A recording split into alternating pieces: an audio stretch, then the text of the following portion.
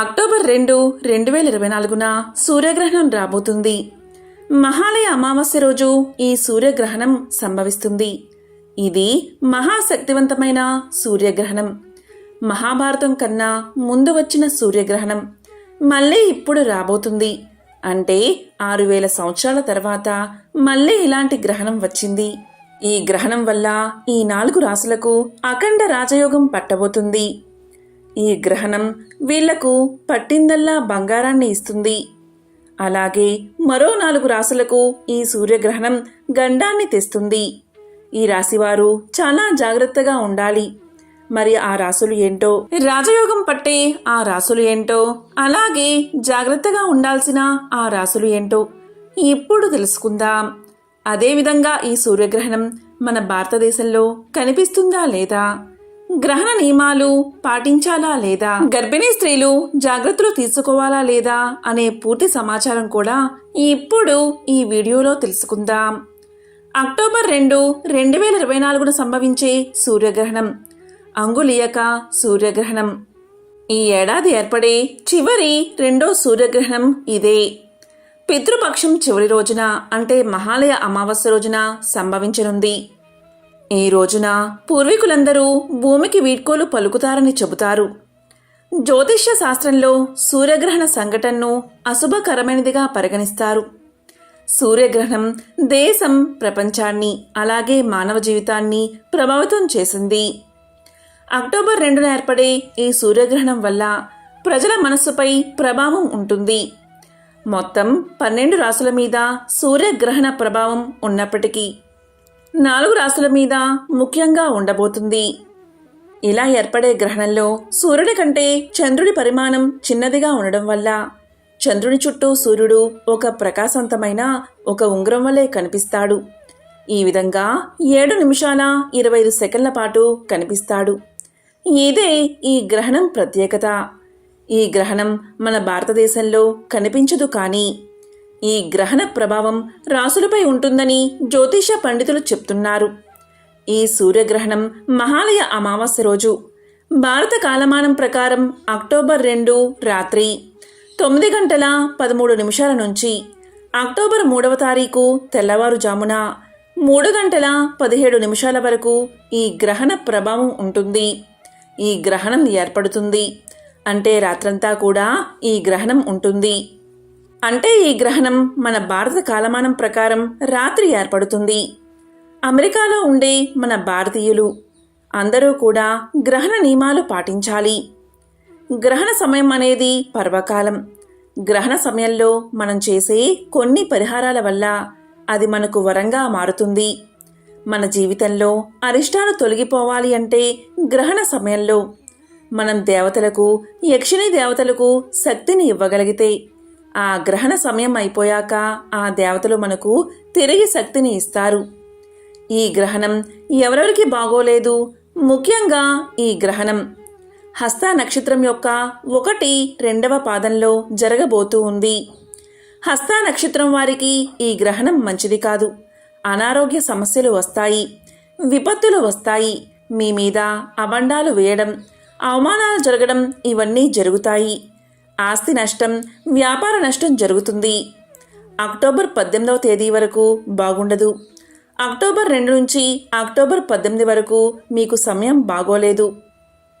మరలా ఆశ్వయుజ పౌర్ణమి వరకు పూర్ణ చంద్రుని దర్శనం చేసుకునే వరకు ఈ దోషం ఉంటుంది.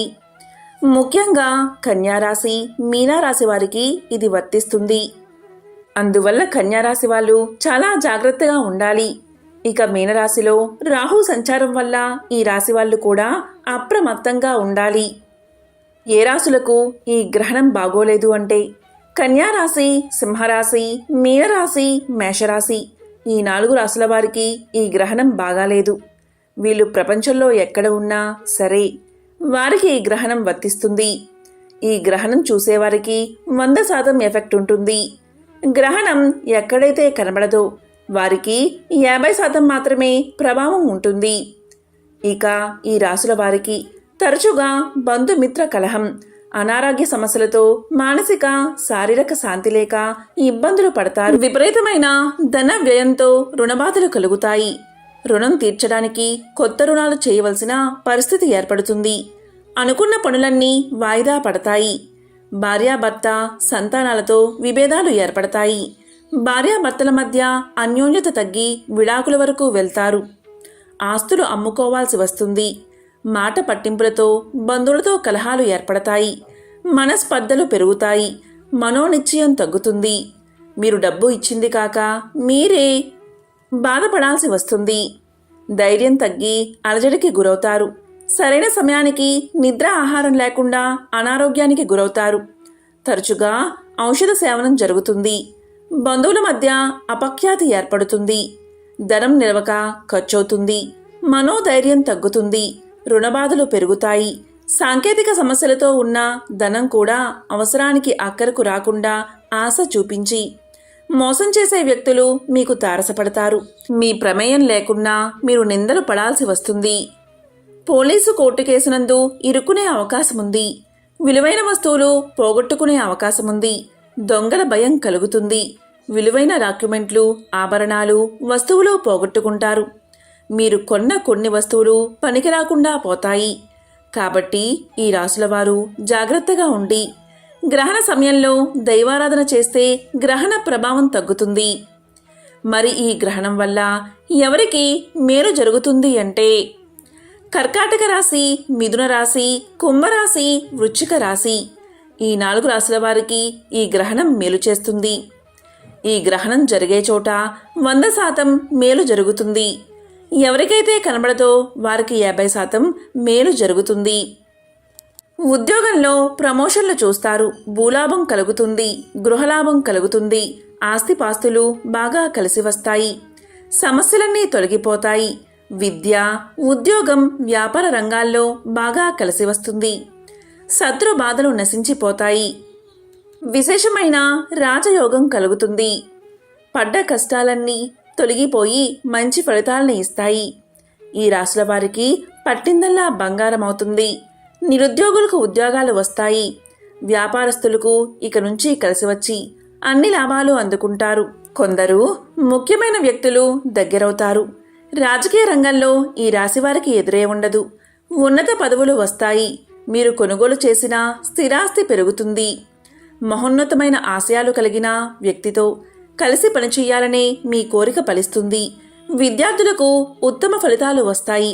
మీరు కోరుకున్న మంచి ఉద్యోగం లభిస్తుంది. వీరు నిత్యం లక్ష్మీదేవికి దీపారాధన చేయడం వల్ల అన్ని పనుల్లో విజయం కలుగుతుంది. ఎంతో విలువైన భూమి మీకు తక్కువ ఖర్చుతోనే మీ సొంతమవుతుంది. ఆకస్మిక ధనలాభం కలిగే అవకాశాలు ఉన్నాయి. ఈ ఇంట్లో ఆర్థిక ఇబ్బందులు తొలగి డబ్బుకు ఇబ్బంది లేకుండా ధనం కలిసి వస్తుంది. వృత్తి ఉద్యోగాల్లో మీ బరువు బాధ్యతలు పెరుగుతాయి. కష్టపడి పనిచేయడం వల్ల అన్ని పనుల్లో విజయాలు అందుకుంటారు. శుభకార్యాలు ఆటంకం లేకుండా జరుగుతాయి. పెళ్లి ఆలస్యం అయ్యేవారికి ఈ సంవత్సరం పెళ్లి గడియలు వచ్చినట్లే. మీ ఆధ్వర్యంలో నిర్వర్తించే విద్యా సంస్థలు, సేవా సంస్థలు పురోగమనంలో ఉంటాయి. ఆధ్యాత్మిక రంగంలో ఉన్నవారికి మంచి పేరు ప్రఖ్యాతలు, ధనము లభిస్తాయి. మీ భాగస్వామితో ఏ పనైనా మొదలు పెడితే అది 100% విజయాన్నే కలిగిస్తుంది. తాత్కాలిక ఉద్యోగాలు చేస్తున్న వారికి శాశ్వత ఉద్యోగాలు కలుగుతాయి. ఈ గ్రహణం వల్ల మధ్యస్థ ఫలితాలు కలిగేది మకర రాశి వారికి, ధనస్సు రాశి వారికి, వృషభ రాశి వారికి, తులారాశి. కాబట్టి ఈ గ్రహణం కన్య, సింహ, మీన, మేషరాశి వారికి బాగోదు. కాబట్టి వీరు ఏం పరిహారాలు చెయ్యాలి అంటే జాతకంలో ఎవరికి అయితే సూర్యుడు, రాహువు లేదా సూర్యుడు, కేతువు కలిసి ఉంటే అలాంటి వారు దైవనామస్మరణ చేసుకోండి. అలాగే ఎవరైతే కనుక సూర్యగ్రహణానికి, చంద్రగ్రహణానికి మధ్యకాలంలో పుట్టారో, సంధి కాలంలో పుట్టారో వారందరూ కూడా గ్రహణ సమయంలో ఓం నమః శివాయ అనే మంత్రాన్ని కానీ, ఓం నమో నారాయణాయ అని కానీ, ఓం శ్రీ మాత్రే నమః అని జపించాలి. అలాగే లలితా సహస్రనామాన్ని జపించడం, విష్ణు సహస్రనామాన్ని చదువుకోవడం చెయ్యాలి. గర్భిణీ స్త్రీలు మాత్రం ఈ గ్రహణం వల్ల ప్రత్యేక జాగ్రత్తలు తీసుకోవాలి. గర్భిణీ స్త్రీలు బయటకు రాకూడదు. ఇంట్లోనే పడుకోవాలి. ఆహార నియమాలు ఏమీ లేవు. మాంసం తినకూడదు. ఇక ఈ గ్రహణం ఏ ఏ దేశాల్లో కనిపిస్తుంది అంటే నాసా వెబ్సైట్ ప్రకారం ఇది వార్షిక సూర్యగ్రహణం అవుతుంది. దక్షిణ అమెరికాలో కంకణాకార సూర్యగ్రహణం కనిపిస్తుంది. దక్షిణ అమెరికా, అంటార్కిటికా, పసిఫిక్ మహాసముద్రం, అట్లాంటిక్ మహాసముద్రం, ఉత్తర అమెరికాలో పాక్షిక గ్రహణం కనిపిస్తుంది. దీన్నే రింగ్ ఆఫ్ ఫైర్ అని పిలుస్తారు. సూర్యుని చుట్టూ ఎర్రని వలయాకారం ఏర్పడుతుంది. ఇక గర్భిణీ స్త్రీలు ఉన్న ఇంట్లో ప్రతి గడపకు రావి ఆకుల తోరణం కట్టుకోండి. అలాగే ఇంటిపై దర్బలు వేసుకోండి. ఇలా చేస్తే గ్రహణ ప్రభావం వల్ల విడుదలయ్యే విషకిరణాలు గర్భిణీ స్త్రీలను ఇబ్బంది పెట్టవు. అలాగే ఈ గ్రహణ సమయంలో గర్భిణీ స్త్రీలు బయటికి రాకుండా పడుకుని నిద్రపోవాలి. అక్టోబర్ 2న సంభవించే ఈ సూర్యగ్రహణం భారతదేశంలో కనిపించదు కాబట్టి దీని కారణంగా భారతదేశంలో సూతకాలం వర్తించదు. సూర్యగ్రహణానికి 12 గంటల ముందు, చంద్రగ్రహణానికి 9 గంటల ముందు సూతకాలం ప్రారంభమవుతుంది. ఈ సమయాన్ని అశుభంగా భావిస్తారు. ఎందుకంటే ఈ సమయంలో వాతావరణంలో నెగటివ్ ఎనర్జీ ఎక్కువగా ఉంటుంది. రాహుకేతువుల శక్తి బలంగా ఉంటుంది. అందుకే ఈ కాలంలో తినడం, తాగడం అస్సలు చేయకూడదు. ఈ మహాలయ అమావాస్యలోపు మీకు కాకి కనిపిస్తే ఈ ఒక్క మాట అన్నారంటే మీ పితృదేవతలు సంతోషించి మిమ్మల్ని దీవించి వెళ్తారు. శనిదేవుడు సంతోషించి మీ దశ మార్చేస్తాడు. ఎందుకంటే శనిదేవుడి వాహనం కాకి. కాకి కనిపిస్తే ఈ ఒక్క మాట అన్నారంటే శనిదేవుడు మిమ్మల్ని అపర కుబేరుల్ని చేస్తాడు. పైగా ఇది మహాలయ పక్షం. మహాలయ పక్షంలో చివరి రోజే మహాలయ అమావాస్య. ఈ మహాలయ అమావాస్యలోపు మీకు కాకి కనిపిస్తే ఈ విధంగా చేస్తే చాలు. మీ పితరులు ఎంతగానో సంతోషిస్తారు. వారి ఆకలి తీరి తృప్తి చెంది మిమ్మల్ని దీవించి వెళ్తారు.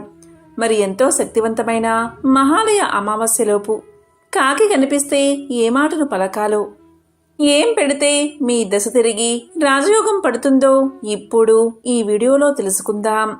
భూమి మీద ఉన్న ప్రాణులన్నీ 2 కన్నులతో చూడలేని ఆత్మలను కాకి మాత్రం 1 కంటితోనే చూడగలుగుతుంది.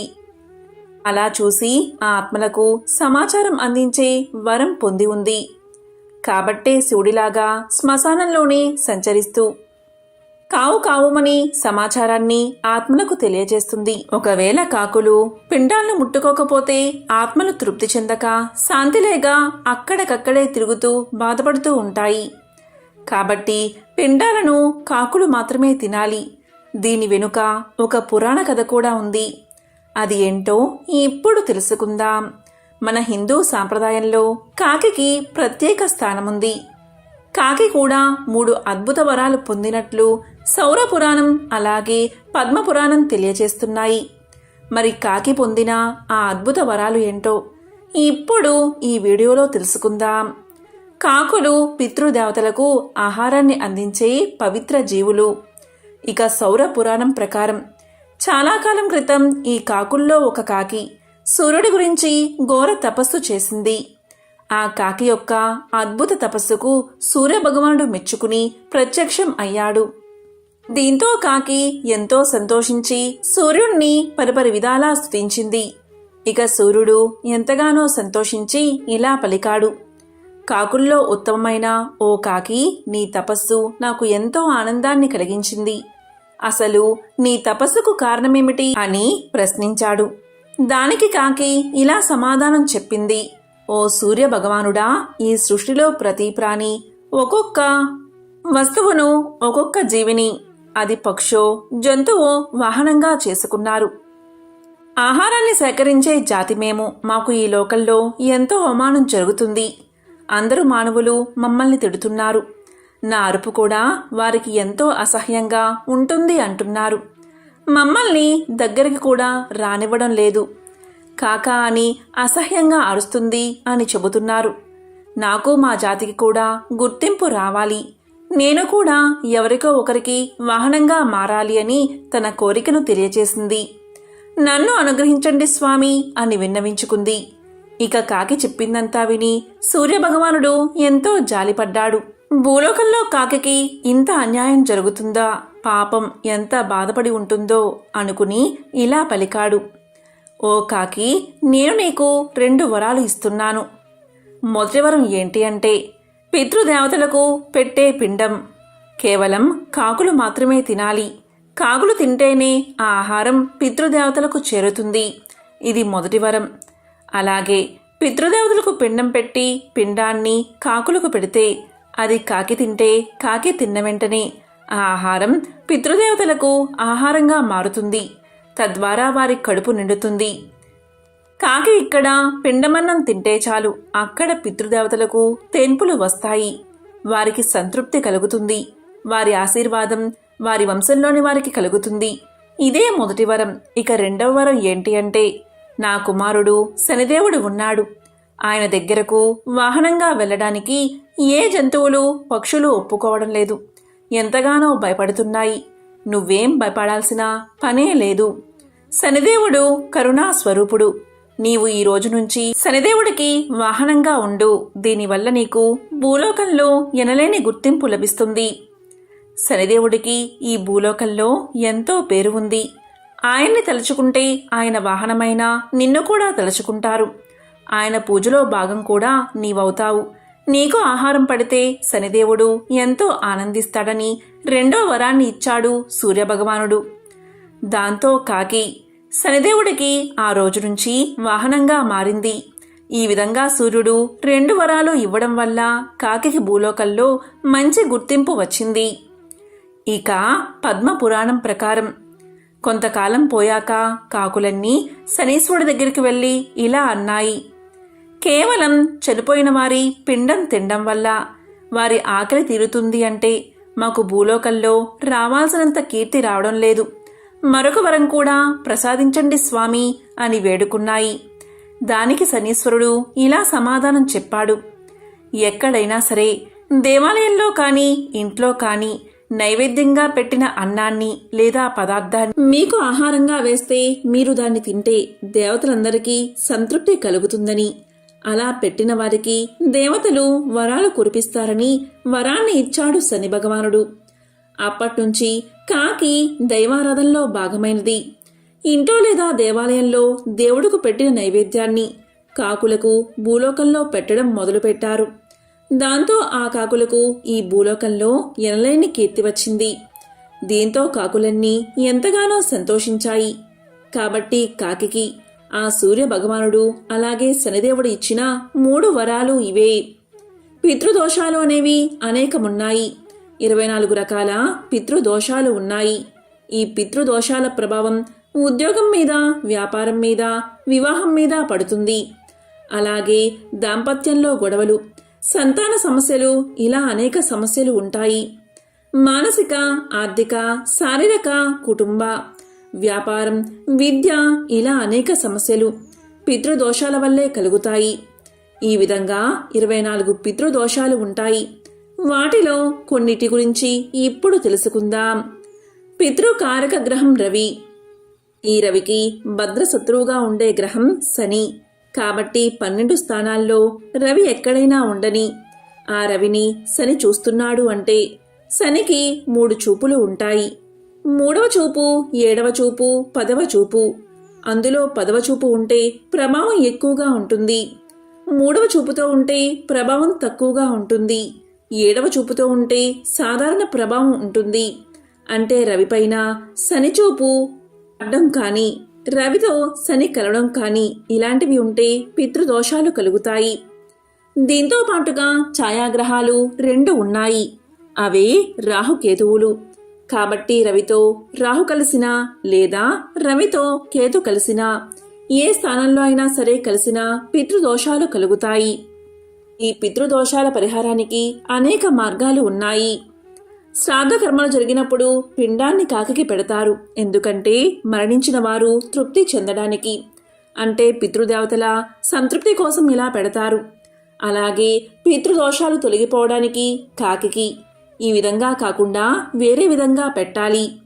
ఈ మహాలయ పక్షంలో మీ మరణించిన పెద్దలకు ఏమి ఇష్టమో అవి ఒక ప్లేట్లో పెట్టి కాకికి తినిపించాలి. అంటే వారికిష్టమైన పదార్థాలను 4 లేదా 5 రకాలను ప్లేట్లో పెట్టి ఒక గ్లాసు నిండా నీరు పోసి కాకుకు పెట్టాలి. ఇవి కాకులు తిన్నాయి అంటే ఈ మహాలయ పక్షంలో మీ పితృదేవతలకు ఆకలి దప్పికలు తీరినట్లే. వారు ఎంతో సంతోషించి మిమ్మల్ని దీవించి వెళ్తారు.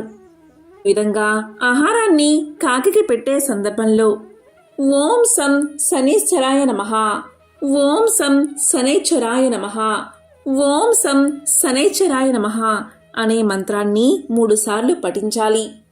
ఈ మహాలయ పక్షంలో లేదా మహాలయ అమావాస్య రోజు ఇలా చేస్తే మీ పితృదేవతలు సంతోషించి మిమ్మల్ని దీవించి వెళ్తారు. ఈరోజు ఆహారాన్ని పెట్టేటప్పుడు ఉండ్రాలను కాకికి పెట్టండి. మధ్యాహ్నం పూట ఇలా కాకికి ఉండ్రాలను ఆహారంగా పెడితే చాలా మంచిది.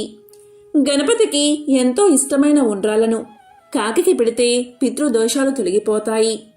ఏ జాతకులైతే వారి జాతకంలో పితృదోషంతో బాధపడుతున్నారో లేదా పితృదేవతల ఆశీర్వాదం కావాలని కోరుకుంటారో అలాంటి వారు మహాలయ పక్షంలో మధ్యాహ్నం పూట ఏ రోజైనా సరే ఇలా ఉండ్రాలను కాకికి ఆహారంగా పెట్టవచ్చు.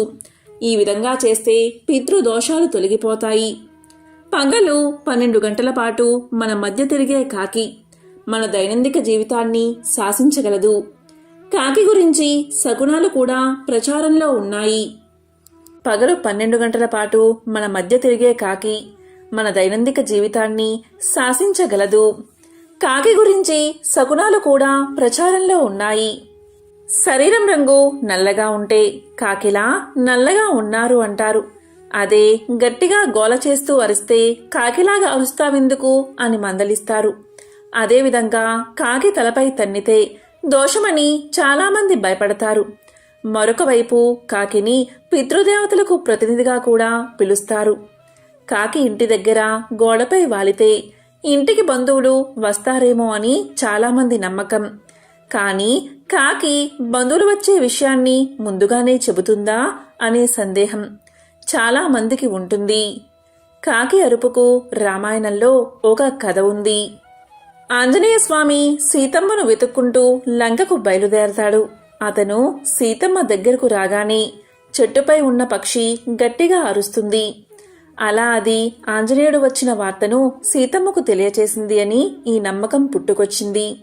అంతేకాదు ఆంజనేయుడు రావడం సీతమ్మకు శుభవార్తే కాబట్టి కాకి వస్తే శుభవార్తే అందుతుందని నమ్మకం. అలాగే కాకి తలపై తన్నితే మాత్రం భయపడిపోయేంత అపనమ్మకం ఉంటుంది. కాకి శనికి వాహనం కాబట్టి కాకి తలకు తగిలితే శనిదోషం తగులుతుందని యముడికి సంకేతమని చాలామంది భయపడతారు. కానీ దీనికి అంతగా భయపడవలసిన అవసరం లేదని జ్యోతిష్య శాస్త్రం చెబుతుంది. మీకు భయంగా ఉంటే చక్కగా శివాలయానికి వెళ్లి నువ్వుల నూనెతో దీపం వెలిగించి అభిషేకం చేయించుకుంటే సరిపోతుంది. ఈ విధంగా చేస్తే ఆ కాకి తలకి తగిలిన దోషం మొత్తం తొలగిపోతుంది. ఇక కాకి ఇంటి ముందు పదే పదే అరిస్తే అది దేనికి సంకేతము అంటే హిందూ సాంప్రదాయంలో అనేక నమ్మకాలు ఉంటాయి. మనం ఇంటి నుంచి బయటకు వెళ్ళినప్పుడు కొన్ని జంతువులు ఎదురైతే శుభం కలుగుతుందని మరికొన్ని జంతువులు ఎదురైతే అశుభం కలుగుతుందని శకున శాస్త్రం చెబుతుంది. అదేవిధంగా కాకి గురించి కూడా చాలా విషయాలు ఉన్నాయి. మన పూర్వీకులు చెప్పిన దాని ప్రకారం చూస్తే మనిషి జీవితం కాకితో ముడిపడి ఉంటుందని విశ్వాసం. అలాగే చనిపోయిన మన పూర్వీకులు కూడా కాకి రూపంలో తిరుగుతారని నమ్మకం. మనం ఏదైనా పని మీద వెళ్లేటప్పుడు కాకి వచ్చి గట్టిగా అరిస్తే మీరు చేపట్టబోయే పనులు విజయవంతంగా పూర్తి చేస్తారని సంకేతం. అదేవిధంగా నీళ్లు నిండుగా ఉన్న కుండపై కాకిని ఎవరైనా చూస్తే వారు త్వరలోనే ధనవంతులు అవుతారని జ్యోతిష్య శాస్త్రం చెబుతుంది. నోటితో దేన్నైనా పట్టుకుని కాకి మనిషిపై పడేస్తే అది అశుభానికి సంకేతం. కాకి మాంసం ముక్కను పట్టుకుని వెళుతూ కింద ఏ వ్యక్తిపై అయినా పడేస్తే ఆ వ్యక్తికి ఆపద వస్తుందని ఒక నమ్మకముంది. కాకి ఎగురుతూ వచ్చి ఒక వ్యక్తిని తాకితే ఆ వ్యక్తి అనారోగ్యానికి గురవుతాడట. కాకులన్నీ ఒక సమూహంగా ఏర్పడి ఒక స్థలంపై కూర్చుని అరిస్తే ఆ స్థల యజమానికి కాని లేదా ఆ చుట్టుపక్కల ఉన్నవారికి కాని సమస్యలు ఎదురవుతాయని నమ్మకం. ఒక వ్యక్తి తల మీద కాకి వాలితే వారు సమాజంలో గౌరవాన్ని కోల్పోతారట. అదేవిధంగా మహిళ ఒళ్ళో కాని తలపై కాని కాకి నిల్చుంటే ఆమె భర్త సమస్యల్లో పడతాడని సంకేతం.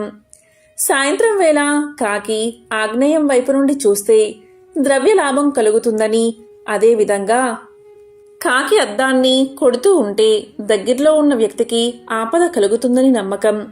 కాకి ఇంటి పరిసర ప్రాంతాల్లోకి వచ్చినప్పుడు బియ్యం గింజల్ని వేస్తే దరిద్ర దేవత ఇంట్లో నుంచి బయటకు వెళ్లిపోతుంది. కాబట్టి ఇంటి దగ్గరకు వచ్చిన కాకులకు ఆహారం వెయ్యండి. ఇలా చేస్తే దరిద్ర దేవత మీ ఇంట్లోంచి బయటకు వెళ్లిపోతుంది.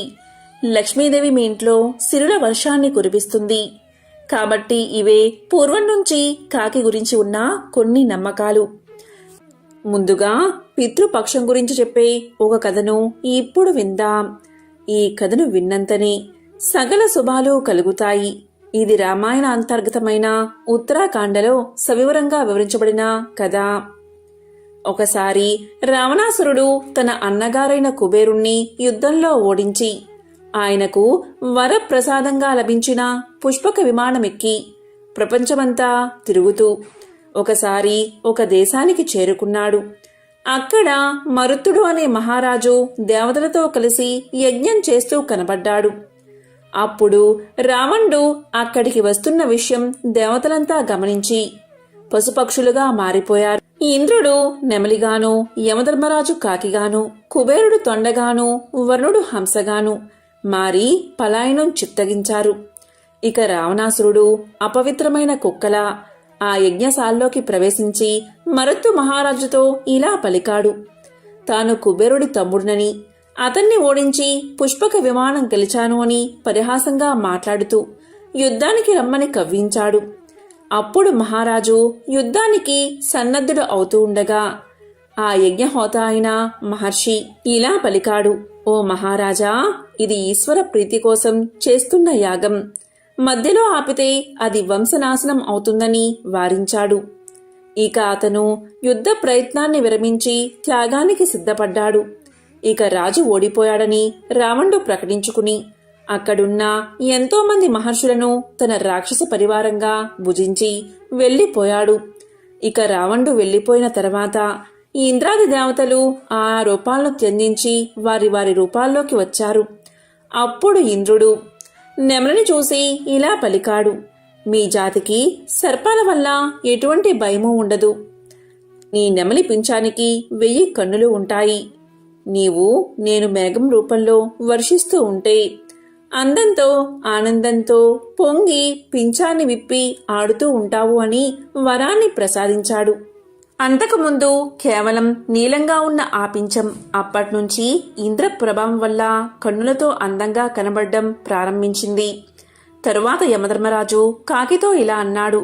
ఓ వాయసమా, నీ రూపం ధరించి నేను హాయిగా ఉన్నాను. నీకు ఏ రోగాలు ఉండవని వరాన్ని ప్రసాదిస్తున్నాను. మిగిలిన ప్రాణులకు నా ప్రభావం వల్ల రోగాలు వస్తాయి, కానీ నీకు ఏ రోగాలు అంటవు. నా లోకంలో చేరిన మానవులందరూ ఆకలి దప్పులతో అలమటిస్తూ ఉంటారు. పిండ ప్రదానం చేసిన తర్వాత ఆ పిండాలు మీరు ముడితే అప్పుడు పితృదేవతలు శాంతిస్తారు.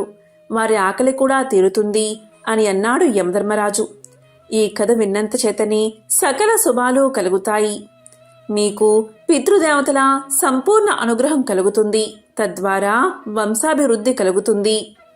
దీనికి సంబంధించిన మరొక విశేషమైన కథను ఇప్పుడు తెలుసుకుందాం. ఒకానొకసారి కొడుకు తండ్రికి పిండం పెట్టి 2 గంటల నుంచి ఎదురు చూస్తూ ఉన్నాడు.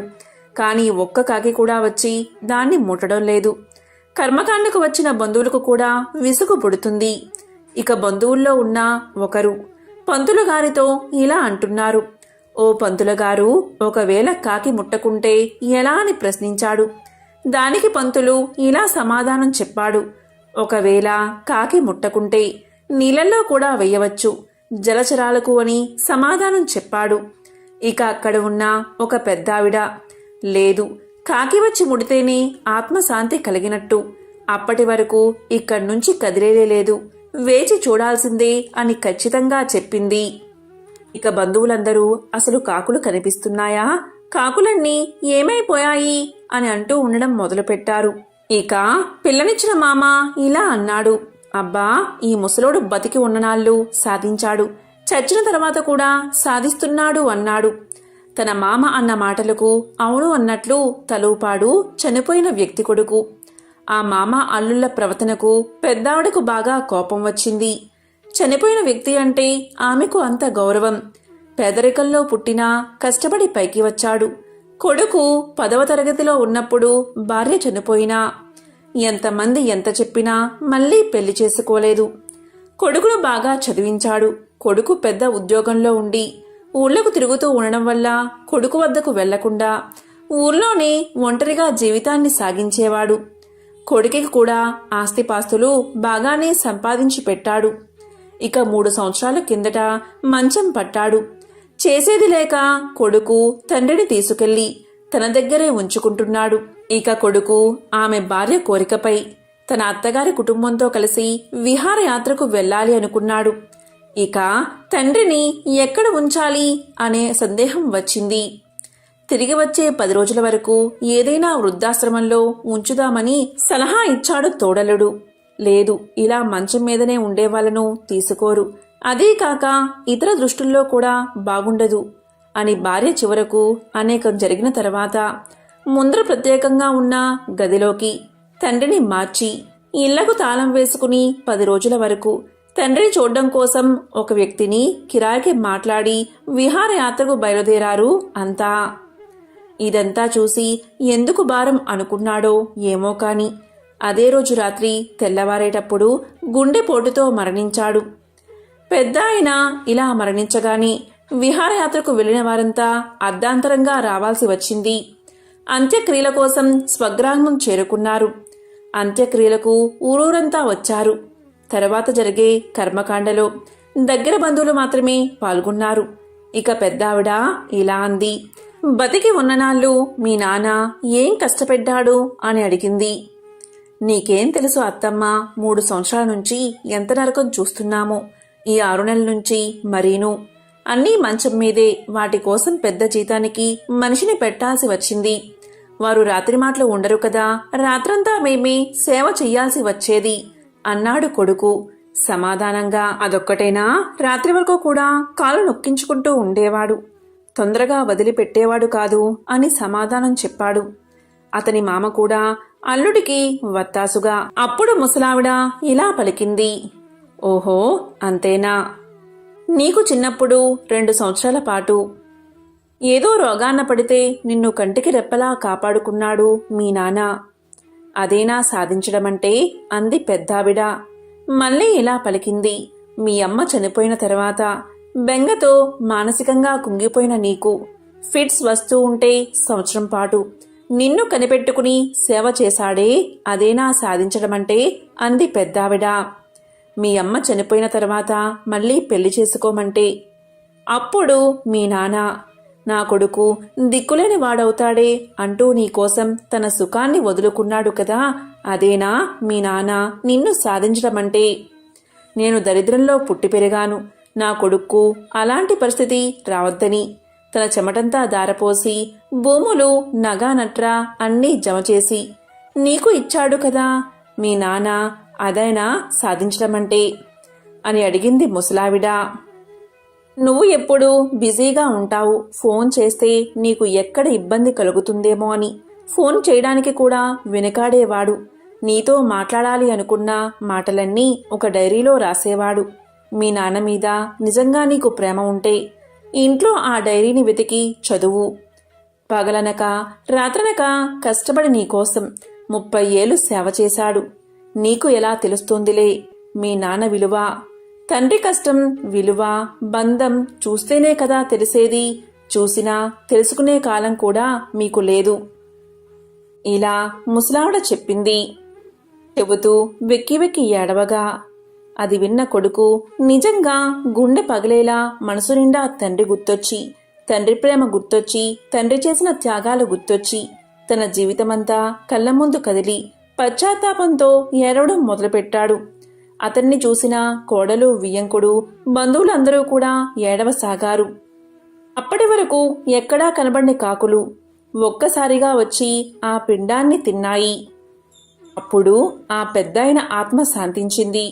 ఈ కథను ఎవరైతే వింటారో వారికి సకల శుభాలు కలుగుతాయి.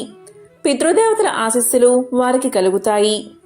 మరి ఎంతో శక్తివంతమైన ఈ మహాలయ పౌర్ణమి రోజు మీకు ఏ సమయంలో అయినా కాకి కనిపిస్తే మీరు ఏం చెయ్యాలి అంటే అన్నంలో కొన్ని నల్ల నువ్వులు కలిపి కాకులకు ఆహారంగా పెట్టండి. అలా చనిపోయిన వారికి ఆహారాన్ని పెట్టడం వల్ల పితృదేవతలు సంతోషించి మిమ్మల్ని మీ కుటుంబాన్ని దీవిస్తారు. ఇక ఈ మహాలయ పక్షంలో కాకి ఎక్కడ కనిపించినా సరే మీరు అన్నంలో కొన్ని నల్ల నువ్వులు కలిపి వాటిని కాకికి ఆహారంగా పెట్టండి. ఇలా పెడితే మీ ఇంట్లో చనిపోయిన పూర్వీకుల ఆకలి తీరి వారు స్వర్గానికి వెళ్తారు. ఈ విధంగా మీరు పెట్టిన నల్ల నువ్వులు కలిపిన అన్నాన్ని కాకులు తిన్నాయి అంటే మీ దశ మారిపోతుంది. మీ పితృదేవతల ఆశీస్సులు మీకు కలిగి వంశాభివృద్ధి ఉంటుంది. సకల శుభాలు కలుగుతాయి. పితృదేవతలు సంతోషిస్తే వంశాభివృద్ధి ఉంటుంది. పితృదేవతల శాపం తగిలితే అంత మంచిది కాదు. కాబట్టి ఈ మహాలయ పక్షంలో మహాలయ అమావాస్య వరకు ఈ 15 రోజుల్లో కాకి ఎప్పుడు కనిపించినా సరే నల్ల నువ్వుల ఆహారాన్ని వేసి నమస్కారం చేసి దీవించమని వేడుకోండి. దీనివల్ల వంశాభివృద్ధి కలుగుతుంది. మీరు చేసే పనుల్లో ఆటంకాలు తొలగిపోతాయి. విజయాలే కలుగుతాయి. ఇంట్లో కుటుంబంలో ఉన్న గొడవలు తొలగిపోతాయి. మీరు పట్టిందల్లా బంగారమే అవుతుంది. కాబట్టి మహాలయ అమావాస్యలోపు మీకు ఎప్పుడైనా సరే ఎక్కడైనా కాకి కనిపిస్తే ఇటువంటి పరిహారాలు పాటించి శనిదేవుడి సంపూర్ణ అనుగ్రహాన్ని పొందండి. ఓం సం శనైశ్చరాయ నమః.